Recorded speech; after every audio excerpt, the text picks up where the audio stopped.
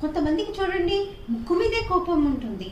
వాళ్ళు తప్పు చేసినా నాదే కరెక్ట్ అంటారు, ఎదుటి వాళ్ళు తప్పు చేసినా వాళ్ళది తప్పని వాళ్ళని వాదిస్తారు.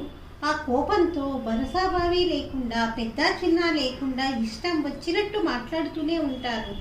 అంతా అయిపోయిన తర్వాత అయ్యో నేను తప్పు చేశానేమో అన్న ఆలోచన కూడా కోపంతో ఊగిపోయేటటువంటి వారికి కలగనే కలగదు. మరి ఇలాంటి కోపం తెచ్చుకోవటం వల్ల మనం చేసుకున్నటువంటి కొద్దో గొప్ప పుణ్యరాశి కూడా కరిగిపోతుందిటండి. చాణక్యుడే ఈ విషయాన్ని తెలియజేశాడు. మరి ఎవరో కొద్ది మందికి మటుకే నేను కోపంతో ఉన్నాను, కోపాన్ని తగ్గించుకోవాలన్నటువంటి ఆలోచన కలుగుతుంది. అలాంటి పరివర్తన రావడం చాలా గొప్ప శుభసూచకమే. అలాంటి వాళ్ళు అమ్మవారి పాదాలు పట్టుకుంటూ సదా శాంత, సదా తృప్త, గృహఛిద్ర నివారిణి అన్న నామాన్ని నిత్యం చదువుకోవాలి రాత్రిపూట పడుకునే ముందు.